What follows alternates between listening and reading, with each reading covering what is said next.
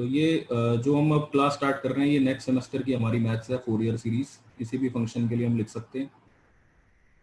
जैसे मान लीजिए मेरे पास कोई फंक्शन है fx। अब ये डिपेंड करता है कि इसका इंटरवल क्या है।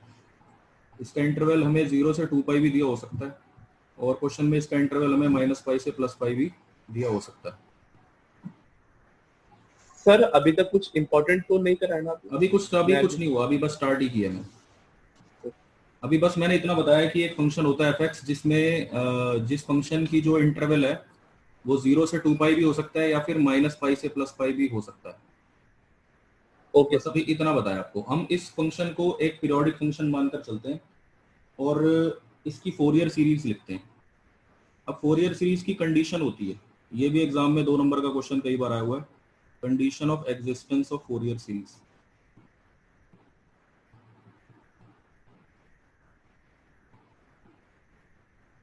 फोरियर सीरीज के एग्जिस्ट करने की कंडीशन होती है जिसे हम डिरिचलेट कंडीशंस भी कहते हैं।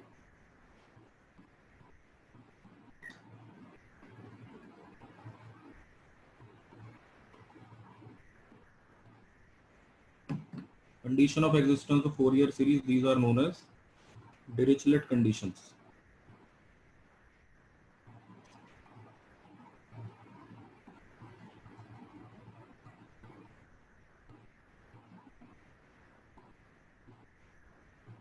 डिरिचलेट कंडीशंस क्या होती हैं, ये भी एग्जाम में एक बार आया था कि आप डिरिचलेट कंडीशन लिखो तो सबसे पहली होती है fx should be periodic.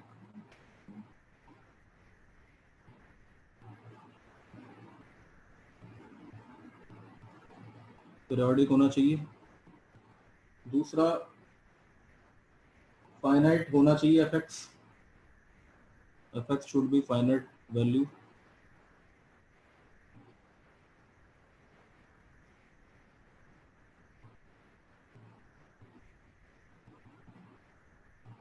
And integrable. Infinite नहीं होना चाहिए, इंटीग्रेबल होना चाहिए। तीसरी प्रॉपर्टी थी कि fx बाउंडेड होना चाहिए, मतलब एक इंटरवल के अंदर डिफाइन होना चाहिए, should be bounded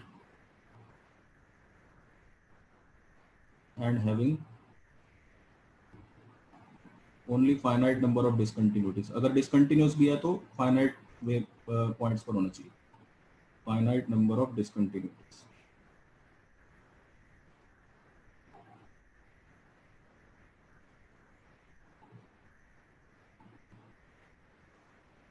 fourth point होता है कि it should have finite number of maximum and minimum. It should be having only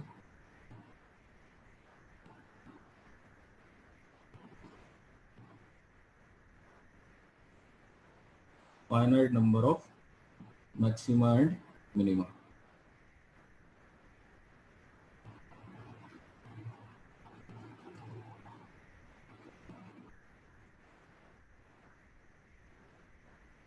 Finite number of maxima and minima होना चाहिए।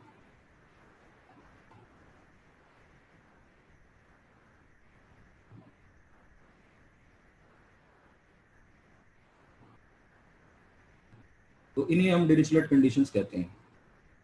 ये कोई फंक्शन सेटिस्फाई करेगा तो ये हम उसकी फोरियर सीरीज लिख पाएंगे। अब फंक्शन के देखो 2 इंटरवल होते हैं, या तो 0 से 2 पाई हो सकता है या फिर -पाई से पाई हो सकता है। ठीक है, तो उसकी फोरियर सीरीज कैसे लिखी जाती है, उसके लिए आपको एक फॉर्मूला याद रखना है फोरियर सीरीज का।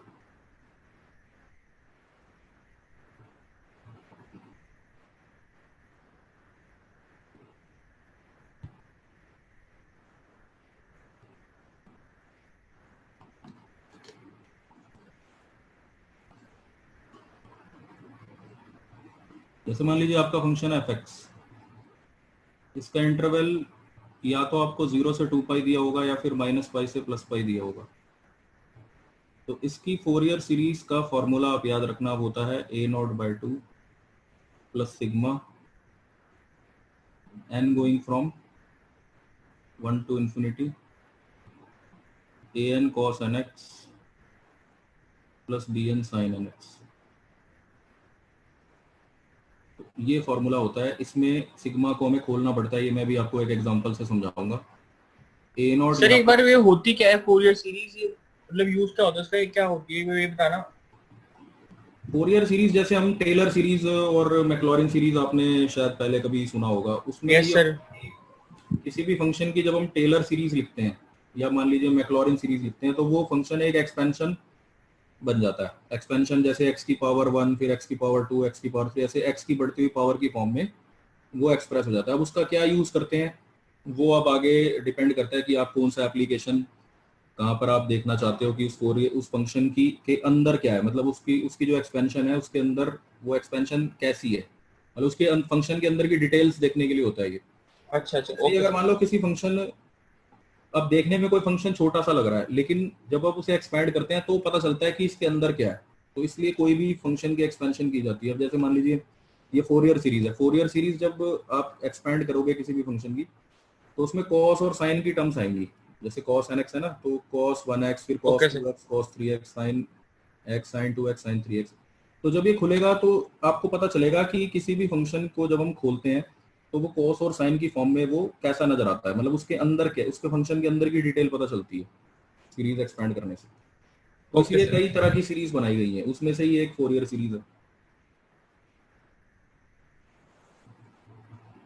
Okay sir. ये होता है। अब फोरियर सीरीज निकालने के लिए सबसे इंपॉर्टेंट चीज याद रखना कि ये तीन कोफिशिएंट हमें फाइंड करने होते हैं। ये जो आपको दिखाई दे रहे हैं यहाँ पर, एक ये वाला होता है ए नॉट, एक ए एन और एक बी एन। ठीक है, ए नॉट की वैल्यू आप ऐसे निकालोगे 1/पाई इंटीग्रेशन 0 से 2 पाई एफ एक्स डी एक्स, सीधा निकल जाएगी। ए एन की वैल्यू होगी 1/पाई लिमिट 0 से 2 पाई, एफ एक्स के साथ मल्टीप्लाई होगा cos n x d x. B n होगा लिमिट 0 से 2 पाई, एफ एक्स के साथ मल्टीप्लाई होगा sine n x d x. तो ये जो लिमिट हमने लिया इंटीग्रेशन की 0 से 2 पाई, ये हमने इसके इंटरवल को देख कर लेनी है हमेशा। अगर आपको इंटरवल 0 से 2 पाई गिवन है तो ही आप लिमिट 0 से 2 पाई लोगे। अगर मान लो क्वेश्चन में आपको इंटरवल -पाई से +पाई प्रोवाइडेड होता तो फिर लिमिट भी हम -पाई से +पाई ले लेते। तो सबसे पहला स्टेप हमारा ये रहेगा कि हम ये फाइंड करेंगे ए नॉट, ए एन और बी एन। जब ये निकल जाएंगे उसके बाद ही हम फोरियर सीरीज निकाल सकते हैं। तो अभी आप क्या करो कि हो सके तो इनके एक्सप्रेशन को याद करो,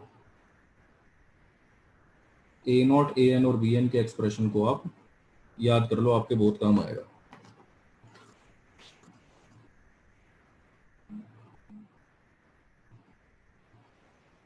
जैसे कि क्वेश्चन है, सबसे पहला क्वेश्चन। अच्छा, क्वेश्चन को स्टार्ट करने से पहले मैं आपको एक प्रॉपर्टी बताना चाहता हूँ कि आप ये प्रॉपर्टी याद रखो।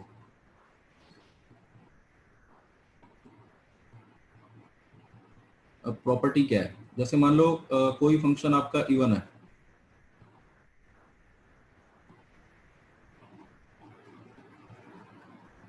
इवन फंक्शन कौन से होते हैं, जिसके अंदर आप x को -x रखोगे तो वो माइनस अंदर ही अंदर खत्म हो जाएगा। अब जैसे मान लो x का स्क्वायर है, x की पावर 4 है, या मान लीजिए x की पावर 6 है, या मान लीजिए cos x है, या मान लीजिए mod x है। इनमें क्या होता है कि आप जैसे माइनस अंदर रखोगे ना, जैसे x स्क्वायर है, इसका माइनस x को -x करोगे तो माइनस डिस्ट्रॉय हो जाएगा अंदर ही। ऐसे ही जैसे मान लो cos है, cos के अंदर भी ये प्रॉपर्टी होती है कि cos के अंदर अगर आप x की जगह -x रखोगे तो वो cos x ही मिलेगा, माइनस अंदर डिस्ट्रॉय हो जाएगा। तो ऐसे फंक्शन को हम इवन फंक्शन कहते हैं, याद रखना। जिनके अंदर माइनस डिस्ट्रॉय होगा, इवन फंक्शन कौन से होते हैं, जैसे x की पावर 2, x की पावर 6, या मान लो cos x mod x, ये हमारे सारे इवन फंक्शन होते हैं। ठीक है, तो अगर कोई इवन फंक्शन आपके पास है और आप उसके इंटीग्रेशन करते हो, मान लो -a से +a, और आपको पता है कि वो फंक्शन इवन है, तो उसको हम लिख सकते हैं ट्वाइस ऑफ 0 से a। मतलब उसकी लिमिट जैसे -a से +a, तो उसको ट्वाइस करके 0 से a, इवन फंक्शन को ऐसे लिखा जा सकता है। ठीक है, ये मैं फिर बता रहा हूँ कि आपको लिमिट ये देखनी है कि माइनस ए से प्लस ए लिमिट होनी चाहिए, तो ये प्रॉपर्टी लगेगी। मान लो अगर ये लिमिट 0 से ए होती तो नहीं लग सकती ये प्रॉपर्टी। ठीक है, ऐसे ही ऑड फंक्शन के लिए भी प्रॉपर्टी होती है।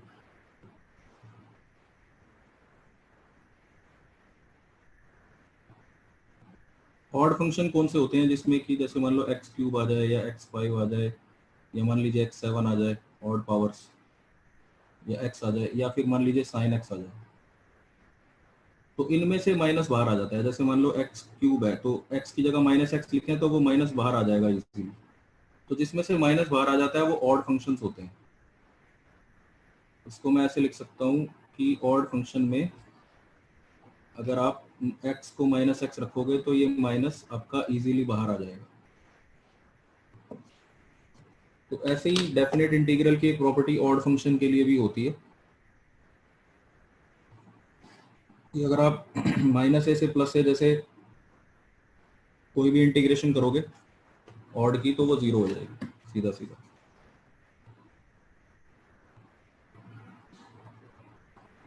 जैसे मान लो माइनस ए से प्लस ए आप करते हो और आपको पता है आपका फंक्शन ऑड है, तो ये सीधा सीधा आपको जीरो मिलेगा। अब एक और प्रॉपर्टी होती है कि अगर कोई फंक्शन इवन है उसको इवन से मल्टीप्लाई करें तो इवन आएगा। अगर इवन को ऑड से मल्टीप्लाई करें, कोई फंक्शन इवन है उसको ऑड से मल्टीप्लाई करें तो ऑड आएगा। दो ऑड फंक्शन को मल्टीप्लाई कर दें अगर आपस में तो वो इवन आ जाता है।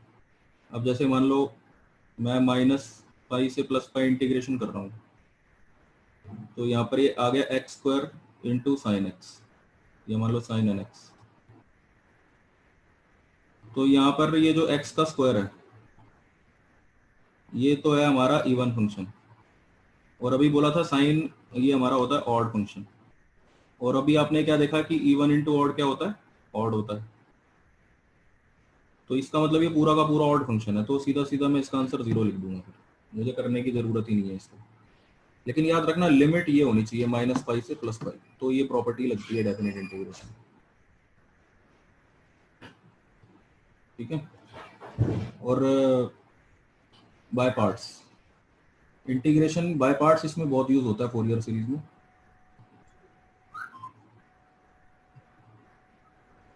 सर जी बोलो बोलो। सर अगर हम इवन को ऑड से करेंगे तो सर इवन आएगा शायद, इवन नहीं नहीं, इवन इवन 2 into 3 इवन। नहीं नहीं, नंबर्स की बात नहीं मैं कर रहा, फंक्शन। अब जैसे मान लो कोई फंक्शन है एक्स स्क्वायर, ठीक है, ये इवन है, और एक्स की पावर थ्री ये ऑड है, तो ओके, इनको मल्टीप्लाई करने से क्या आएगा, एक्स की पावर टू प्लस थ्री कितनी ऑड होगी। है। ओके तो ये वाला फंक्शन ऑड हुआ, मतलब नंबर्स को नहीं देखना हमें, फंक्शन को देखना है। Okay okay, yes. ठीक है, इंटीग्रेशन बाय पार्ट्स जो अभी तक आप ट्वेल्थ में करते आ रहे हो वो आपको भूल जाना है बिल्कुल। ट्वेल्थ वाला बाय पार्ट्स मत लगाना, मैं फिर बता सर रहा हूँ। हाँ सर, एक एग्जांपल इवन इवन और ऑड ऑड का भी दे दो। अच्छा, अब जैसे मान लो इवन है इंटू इवन है, ये कैसे हो सकता है। जैसे मान लो x square into x six, x eight, ये इवन ही हुआ। ऑड ऑड का एग्जांपल ले लो आप, जैसे मान लो x three into x five, तो एक्स एट हुआ, ये भी इवन ही निकला। इन जनरल ये होगा, ये प्रॉपर्टी सब में होगी। जैसे मॉड एक्स आपका इवन फंक्शन है, कॉस एक्स आपका इवन है, तो मतलब ये समझने के लिए आप, ये मैंने बताया बस आपको, आप लेकिन याद रखना कि जब भी हम इवन को इवन से इंटू करेंगे तो वो हमेशा इवन ही आएगा आपके पास। सर जैसे आपने यहाँ पे minus pi two plus pi वाला एग्जांपल दिया और इसका जीरो आंसर कर दिया सीधा हाँ। जीरो आ रहा है, तो ऐसा एग्जांपल इवन इवन और ऑड ऑड के लिए है? हाँ बिल्कुल, जैसे मान लो मैं लिखता हूँ माइनस पाई से प्लस पाई, अब मेरे को इंटीग्रेशन करनी है mod x into cos n x. तो अभी अभी मैंने क्या बोला कि जो मॉड एक्स होता है इसके अंदर माइनस डिस्ट्रॉय हो जाता है, तो ये आपका इवन फंक्शन है, और कॉस तो वैसे ही इवन होता है, तो इवन इंटू इवन इवन हुआ।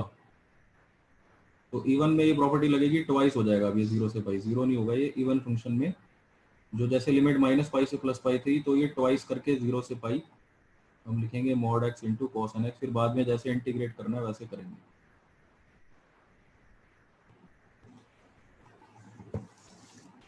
तो मैं अभी पहले इंटीग्रेशन बाय पार्ट्स आपको बता देता हूँ। इंटीग्रेशन बाय पार्ट्स जो आप फिर बता रहा हूँ 12th में लगाते थे वो नहीं लगाना, उसको भूल जाना। अब जो बता रहा हूँ उसको याद रखना। क्वेश्चन स्टार्ट करने से पहले ये बेसिक बताने जरूरी है।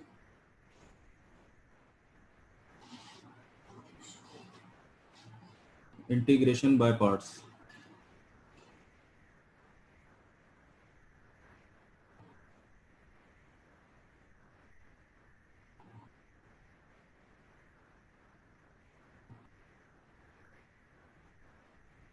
देखो आपको क्या होता है कि बाय पार्ट्स में कोई दो फंक्शन आपको लेने होते हैं, एक को 1 और एक को 2। 1 2 आप कैसे सिलेक्ट करते हो वो वही रहेगा जो आपने 12th में पढ़ा था, आई लेट, कि जो इसमें पहले आएगा उसको पहला फंक्शन लेते हैं। आई का क्या मतलब होता है? इनवर्स। एल का क्या मतलब होता है? लॉग। ए का मतलब होता है एलजेब्रिक, जैसे x square x cube. T का मतलब होता है ट्रिग्नोमेट्रिक, और ई से हमारा मतलब होता है एक्सपोनेंशियल, ई की पावर एक्स वगैरह, ठीक है। तो जो इसमें पहले आएगा उसको 1 फंक्शन लेना है, जो बाद में आएगा उसको 2 लेना है, ये चीज तो सेम है। लेकिन इसके बाद क्या करना है? इसके बाद आपको अब जो 12th वाला नहीं करना, अब आपको क्या करना है, ये जो मैं बता रहा हूँ कि पहले को छोड़ो, u को छोड़ो, फिर बता रहा हूँ v को इंटीग्रेट करो, ठीक है। इन दोनों को एक ब्रैकेट में रखना और ब्रैकेट जरूर बनाना, है ना। u को एक ब्रैकेट में रखो, यानी u को छोड़ो और v को इंटीग्रेट करो, फिर माइनस u को डिफरेंशिएट करो ब्रैकेट में ही, और इस पूरी ब्रैकेट को दोबारा से इंटीग्रेट कर दो v वाली ब्रैकेट को, फिर प्लस इसको डिफरेंशिएट करो, फिर v को इंटीग्रेट करो। हाँ चलो, इसको फिर डिफरेंशिएट करो और इसको दोबारा से इंटीग्रेट कर दो। ये तब तक चलता रहेगा जब तक कि 0 नहीं आ जाता। ये मैं करके भी दिखाता हूँ अभी आपको। अब इसको अप्लाई कैसे करना है ये करके दिखाता हूँ आपको। जैसे मान लीजिए आपको निकालना है x square into cos n x d x.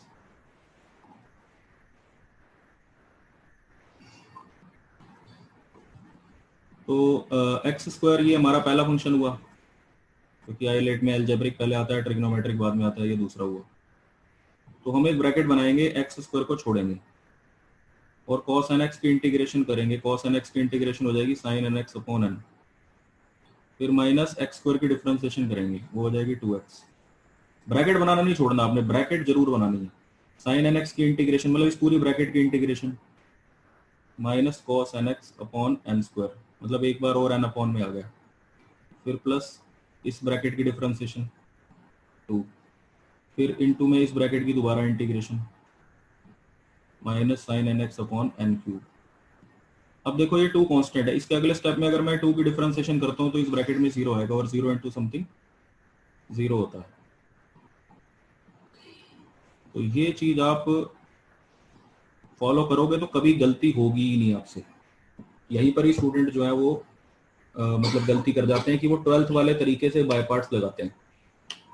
तो आपको ये 12th वाले तरीके से बाय पार्ट्स नहीं लगाना, जैसे मैंने बताया वैसे ही लगाना, ब्रैकेट्स बना बना के। पहले फंक्शन को एक ब्रैकेट में लिखो, उसको छोड़ो, दूसरे फंक्शन को एक ब्रैकेट में लिखो, उसे इंटीग्रेट करो, फिर माइनस पहले की डिफरेंशिएशन और दूसरी ब्रैकेट की इंटीग्रेशन। जैसे sine n x upon n की दोबारा से इंटीग्रेशन करेंगे तो साइन की माइनस कॉस होती है, और एक एन पहले से ही नीचे है तो एक एन और आ जाएगा नीचे, फिर साइन चेंज।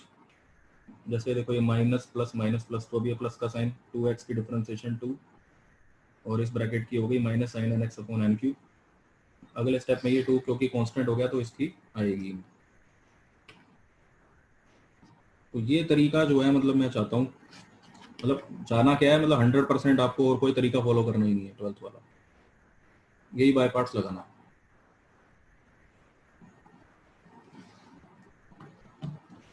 क्योंकि मैंने लास्ट ईयर और अभी भी पढ़ा रहा हूँ मैं कुछ बच्चों को, तो मैं ये देखता हूँ कि लाख उनको बता दो लेकिन वो अपना बाय पार्ट्स वैसे ही लगाते हैं जो 12th वाला। भाई उसको छोड़ दो, उससे आपके आंसर गलत आएंगे फोरियर सीरीज के सारे। दूसरी चीज, अब आप ये नोट याद रखो कि साइन जीरो क्या होता है, मतलब ये मैं रिवाइज ही करवा रहा हूँ, पता ही है आपको। Sine zero zero, sine n pi zero, sine two n pi वो भी zero, cos zero one, cos n pi ये बहुत आता है, इसको याद रखना, माइनस वन की power n, cos two n pi one. ठीक है, तो ये आप याद रखना। अब एक क्वेश्चन टेकअप करते हैं।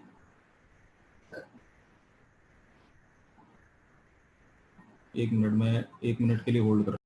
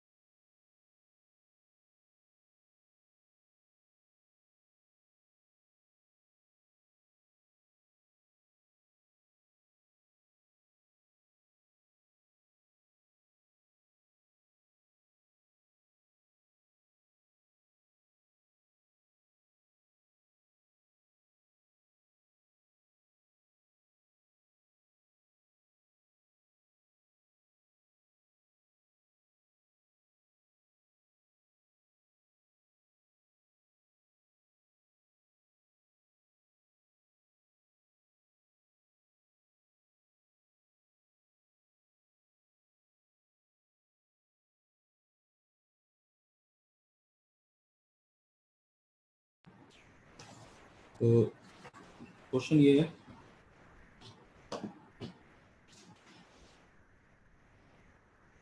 कि आपको एक फंक्शन दिया हुआ है एक्स कॉस एक्स,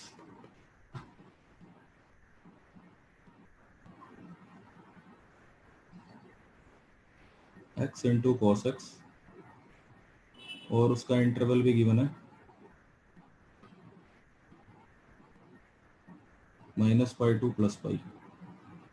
ठीक है, अब आपने ये बताना है कि इसकी फोरियर सीरीज क्या होगी, expand it as a Fourier series.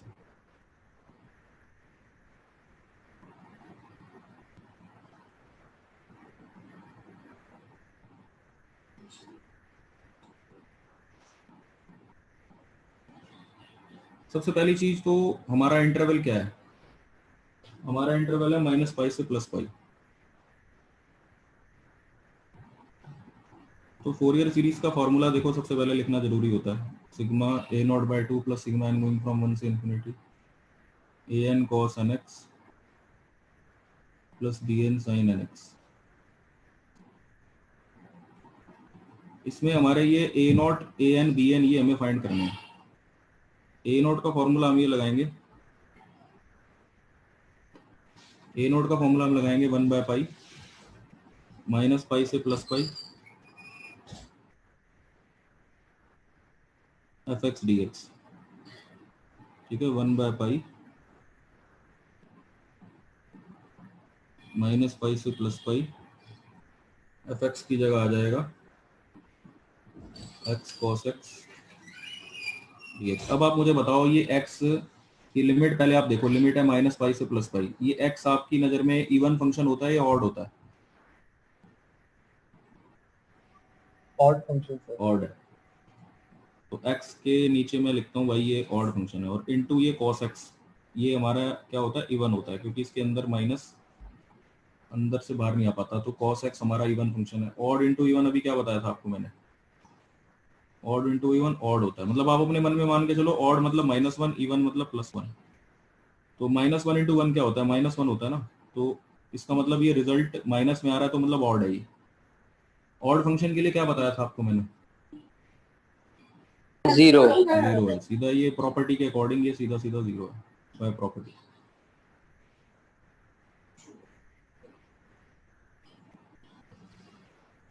ठीक है, तो ये फायदा हुआ हमें प्रॉपर्टी का कि हमें इसको करना नहीं पड़ा। नहीं तो मैं बाय पार्ट्स लगाता इसके ऊपर तो भी 0 ही आता। आप करके देख लो, चाहे बाय पार्ट्स भी लगाओगे तो भी 0 ही आएगा। अब आ जाते हैं an निकालने के ऊपर। an का फॉर्मूला होता है 1/पाई लिमिट -पाई से +पाई fx की जगह आ गया x cos x, ठीक है ना। fx के साथ आता है cos nx dx। अब यहाँ 3 है, ठीक है, 3 फंक्शन है ये। तो x है एक, तो x है ऑड, उसके बाद है cos x, ये है इवन, और cos nx ये भी इवन। और लिमिट भी देख लो आप, लिमिट है -पाई से +पाई, तो ये प्रॉपर्टी लग सकती है क्योंकि ये -a से +a की फॉर्म में है। तो इस केस में आप ये समझ के चलो कि ऑड है -1, इवन है +1 और इवन है +1। तो तीनों का प्रोडक्ट क्या आएगा? -1 इंटू 1 इंटू -1 क्या आएगा? -1। तो अब आप गैस करके बताओ कि ऑड इंटू इवन क्या हुआ? अगर रिजल्ट नेगेटिव आ रहा है तो ऑड हुआ।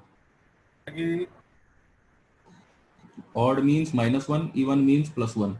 सबका प्रोडक्ट करके अगर माइनस में आता है तो ऑड हुआ, सबका प्रोडक्ट करके प्लस में आता है तो इवन हुआ। तो ये भी ऑड ही हुआ। ऑड के लिए फिर सीधा हम इसको 0 लिखेंगे, ये भी 0 है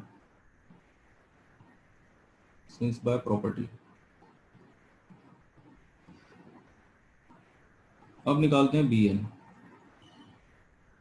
bn का फॉर्मूला है 1/पाई लिमिट -पाई से +पाई fx sin nx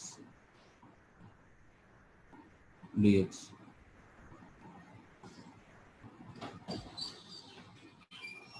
fx की जगह पर आप डालो x cos x,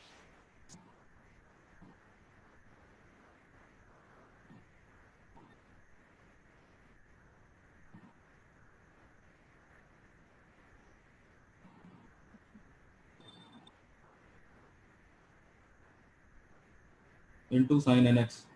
अब इसी तरह से मैं इस फंक्शन के बारे में भी जानना चाहता हूँ कि ये फंक्शन हमारा इवन है कि ऑड है। आप गैस करके बताओ। इवन। Even sir. इवन बनेगा ये।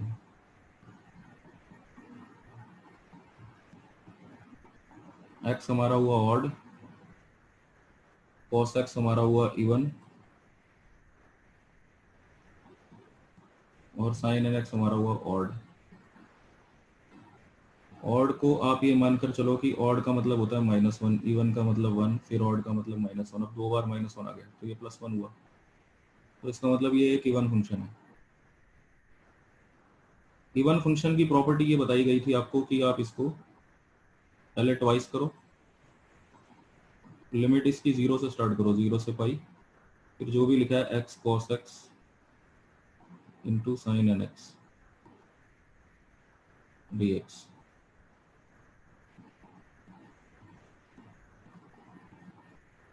इसकी इंटीग्रेशन जो है ना वो हम अभी करते हैं, इसको 2 को बाहर से अंदर मल्टीप्लाई करके फिर करेंगे।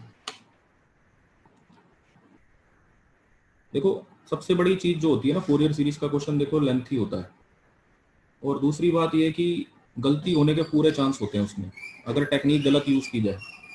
अगर हम उसमें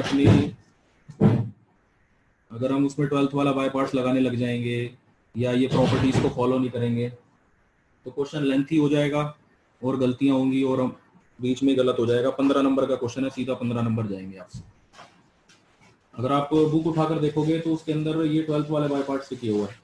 कुछ क्वेश्चन को उसने ये जो मैं बता रहा हूँ इस बाय पार्ट से किया, बाकियों को बीच बीच में कुछ को 12th वाले से किया। तो हमें 12th वाला बिल्कुल भी फॉलो नहीं करना। 80% क्वेश्चन बुक में इसी तरीके से किए हैं जैसे मैं बता रहा हूँ। तो ये 2 जो बाहर है, इस 2 को अंदर लाना पड़ेगा हमें।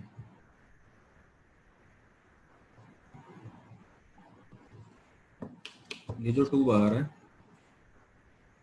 पहले इसको अंदर लाते हैं।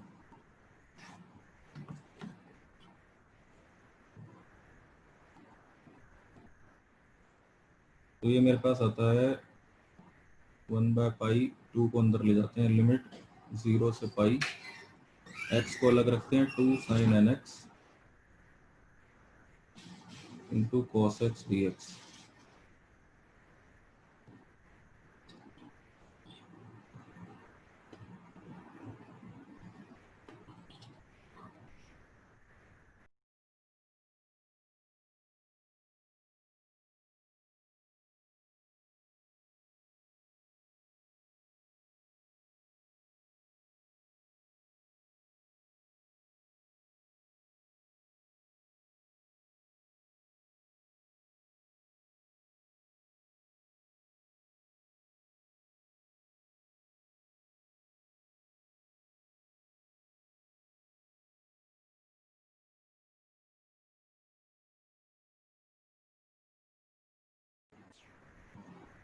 तो ये जो 2 sin a cos b का फॉर्मूला हमें यहाँ पर लगाना पड़ेगा। 2 sin a cos b का फॉर्मूला आपका हो जाएगा sin a plus b plus sin a minus b. ठीक है, फिर जो x बाहर है इसको अंदर मल्टीप्लाई करेंगे, x sin n plus 1x dx, फिर प्लस 1/पाई इंटीग्रेशन 0 से पाई x sin n minus 1x dx। यहाँ पर लगेगा बाय पार्ट्स, ये पहला दूसरा फंक्शन लेके 2 इंटीग्रल बन गए।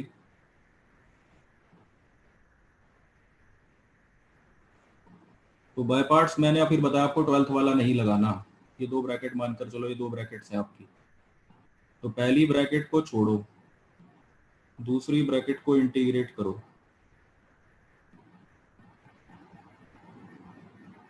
माइनस पहली ब्रैकेट को डिफरेंशिएट करो, x की डिफरेंशिएशन 1, और इस पूरी ब्रैकेट की दोबारा से इंटीग्रेशन कर दो, minus n plus 1 x divided by n plus 1 का होल स्क्वायर।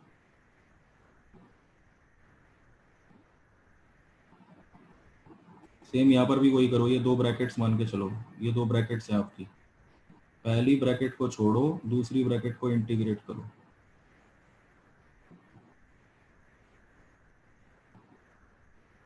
माइनस पहली ब्रैकेट को डिफरेंशिएट और दूसरी को दोबारा इंटीग्रेट, अपॉन n माइनस 1 का स्क्वायर।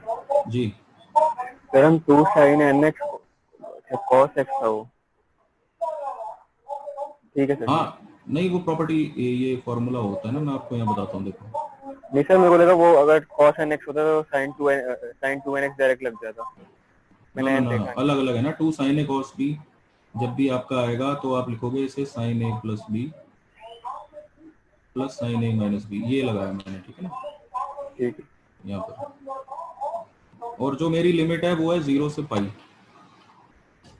ठीक है ना। ये भी आप ध्यान रखना कि जो लिमिट है वो आपको ऐसे अप्लाई करनी है। जैसे अब मैं ये वाला पार्ट देखूं जो मैंने अंडरलाइन किया है, इसमें जब हम अपर लिमिट रखेंगे तो मेरे पास आएगा sin n प्लस 1 पाई, अपर लिमिट रखकर। sin n पाई भी 0 होता है, sin n प्लस 1 लिखोगे वो भी 0 ही होता है, क्योंकि इंटीजर है ये। n लिखो या n प्लस 1 लिखो, है तो इंटीजर, sin n पाई 0। ऐसे ही अब आप लोअर लिमिट रखोगे तो sin 0 बनेगा, वो भी 0 ही होता है। सेम यहाँ पर है sin n पाई, n एक इंटीजर है, n माइनस 1 लिखोगे तो वो भी एक इंटीजर है, sin n माइनस 1 पाई भी 0 है और sin 0 भी 0 है। तो इसलिए जो मैंने ये अंडरलाइन किया है, ये वाला पार्ट,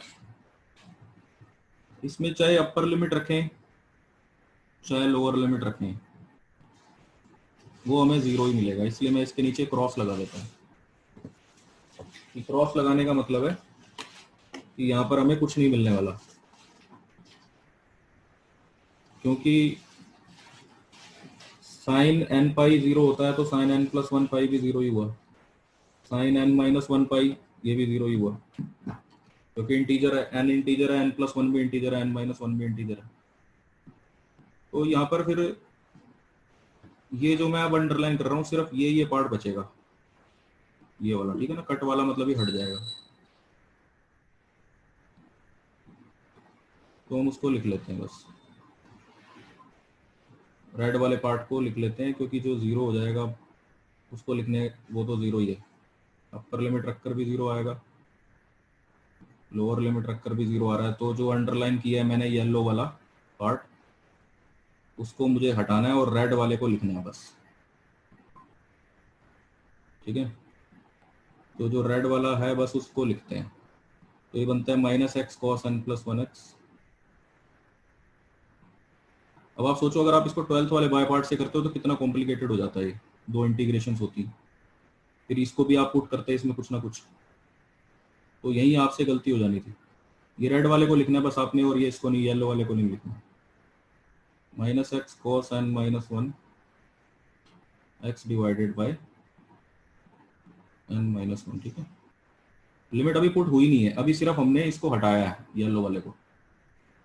अब लिमिट पुट कर देते हैं। पहले माइनस को बाहर निकालो, जैसे जो 1/π था इसको -1/π लिख के ये आपका बन गया x cos n+1x divide by n+1, limit 0 से पाई। इस माइनस को भी आप बाहर ले लो। पहले लिमिट लगाने से पहले जितने भी माइनस हैं इनको बाहर निकालना सही रहता है, उसके बाद आप लिमिट लगाओ। अब हम लिमिट लगाते हैं।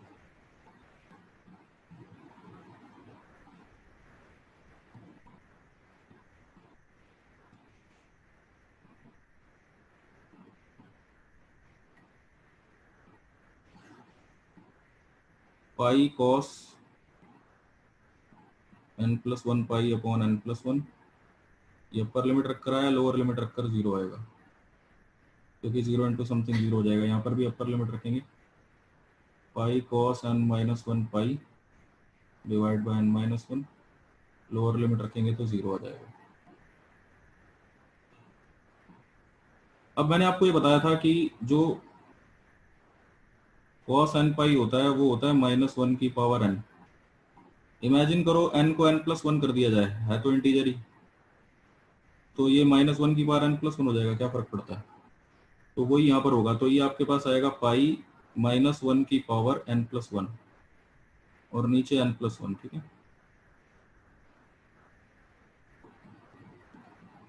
सेम यहाँ पर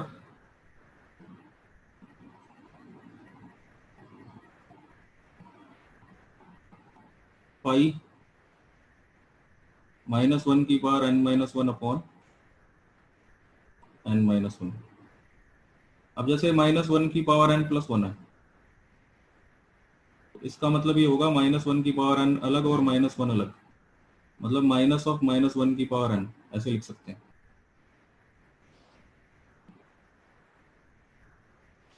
ठीक है। तो ये करते हैं अभी। जब तक आप इसको सिंप्लीफाई नहीं कर लोगे सीरीज बन नहीं पाएगी। क्वेश्चन लेंथी होता है, नो डाउट, गलती होने के पूरे चांस होते हैं, लेकिन तरीका आप सही फॉलो करोगे जो मैं बता रहा हूँ, गलती आपसे कभी नहीं होगी।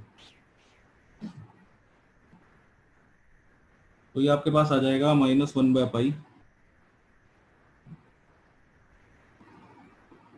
ये bn की वैल्यू निकाल रहे हैं, -1/π, ठीक है। अंदर आ गया -1 की पावर n+1 थी तो उसको मैंने लिख लिया -1 की पावर n, माइनस आगे लिख दिया मतलब अपॉन में n+1,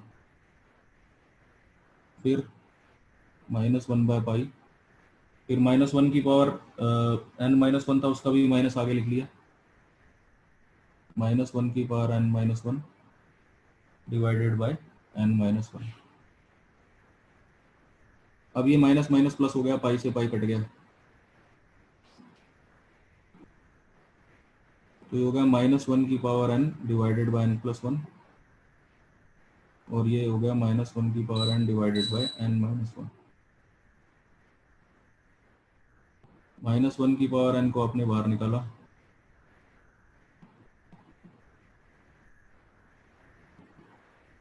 और इधर एलसीएम ले लिया, 2 2n इंटू -1 की power n divided by n square -1, ये हमारी बी एन की वैल्यू हो गई। इसमें n की फॉर्म में आया ये बी एन। दिक्कत ये है कि अगर मैं इसमें n को 1 रखूं तो ये मेरा नॉट डिफाइन आता है, क्योंकि अगर मैं 1 रख दूंगा तो अपॉन में 1 - 1 0 हो जाएगा ना। तो इसका मतलब ये हो गया कि b1 आपका नॉट डिफाइन है, ये तो गलत बात है। b1 आपका नॉट डिफाइन नहीं हो सकता, तो b1 निकालने के लिए हम डायरेक्ट इंटीग्रेशन फार्मूला यूज करेंगे। जैसे bn का ये फार्मूला था, आपको याद होगा, 1/पाई लिमिट -पाई से +पाई x cos x इंटू था sin nx। तो यहाँ पर हम n को डायरेक्ट अगर 1 रख दें तो ये b1 बनता है -पाई से +पाई, n को 1 रखने से ये हो जाएगा cos x into sin x। अब इवन ऑड वाली प्रॉपर्टी लगा लो आप, odd into even into odd, यानी -1 इंटू 1 इंटू -1, ये +1 हुआ। ठीक है, तो b1 आपका जो होगा ट्वाइस करके इसे ऐसे हम लिखेंगे 0 से पाई x cos x into sine x into D x.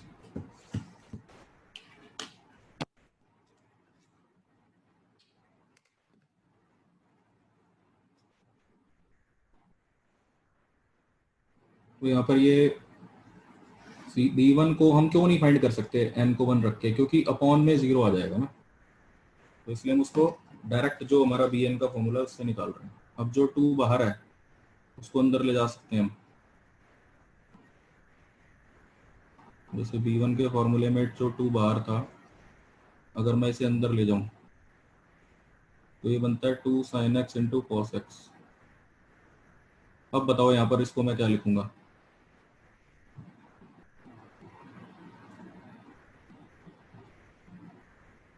x sin 2x। 2 sin theta cos theta आपका sin 2 थीटा, यानी x sin 2x हो गया अभी। अब यहाँ बाय पार्ट्स लगेगा, और वही 12th वाला बाय पार्ट्स लगाना, वो मत लगाना अगेन। पहली ब्रैकेट को छोड़ो, दूसरी ब्रैकेट को इंटीग्रेट करो, माइनस पहली ब्रैकेट को डिफरेंशिएट और ये इसको दोबारा से इंटीग्रेट, लिमिट 0 से पाई।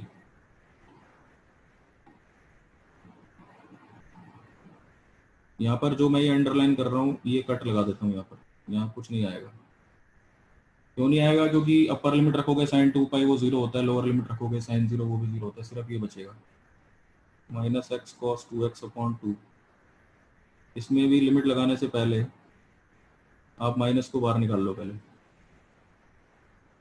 तो ये आपका आ जाएगा x cos 2x upon 2 limit 0 से पाई। तो यहाँ लिमिट पुट होगी फिर आपकी पाई cos 2 पाई अपॉन 2 -0।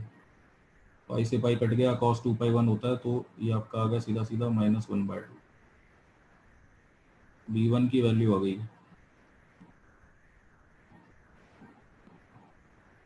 ठीक है, तो अब मैं जो बाकी के कोफिशिएंट हैं वो फाइंड करता हूँ, उसी से सीरीज बनेगी। अगर फोरियर सीरीज बनानी है तो कम से कम आपको 4-5 कोफिशिएंट फाइंड करने पड़ेंगे, तब सीरीज बनेगी। कैसे? देखो, जैसे मैंने bn का फॉर्मूला निकाला, आप ये देखो कि आपका जो a0 है वो 0 आया, आपका जो an है वो भी 0 आया, और आपका जो bn है वो आपका आया 2n upon n square -1 into -1 की पावर n। इसमें जब आपने n को 1 रखा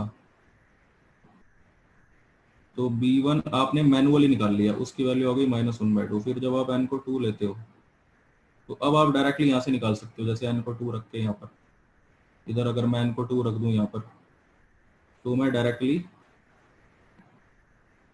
b2 निकाल सकता हूँ। 2 इंटू 2 अपॉन 2 स्क्वायर -1 इंटू -1 की पावर 2, ये आपका हो जाएगा 4 upon two square minus one, ठीक है। ऐसे ही अगर मैं इनको 3 रखूं तो 2 into three divided by 3 square minus one into minus one की पावर 3 हो जाएगा -6 अपॉन 3 स्क्वायर माइनस वन। ऐसे ही अगर मैं इनको 4 रखूं तो 2 into four divided by 4 square minus one into minus one की पावर 4 हो जाएगा 8 upon 4 square minus one and so on, ऐसे आता जाएगा। तो ये कुछ कोफिशिएंट्स निकालने पड़ते हैं सीरीज को शो करने के लिए, कम से कम 3 या 4 आप निकाल लो। अब सीरीज लिख देते हैं, उससे हमारा फाइनल आंसर आ जाएगा। जैसे जो फोरियर सीरीज थी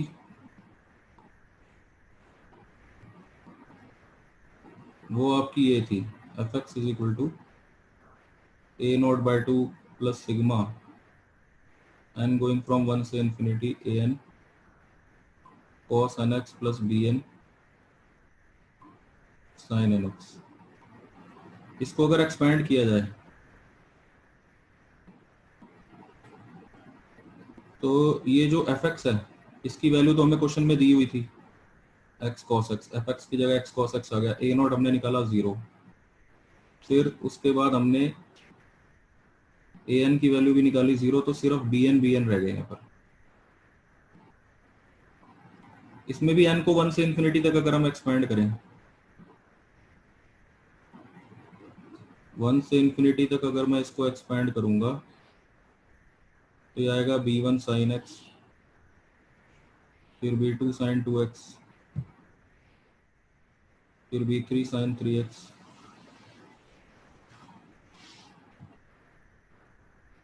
ऐसे इन्फिनिट तक जाएगा। b1 की वैल्यू तो आपके सामने भी निकाली थी -1/2, बस वो यहाँ शो कर दो। b2 की वैल्यू मैंने जो फाइंड की थी वो थी 4/2 स्क्वायर माइनस वन, तो उसको भी शो करो आप, 4 upon 2 square minus one sine 2x। फिर b3 की वैल्यू मैंने निकाली थी -6 upon 3 square minus one sine 3x। बस इतनी बहुत है, ये छोड़ दो। तो इस तरह से ये आपने जो आपका फंक्शन था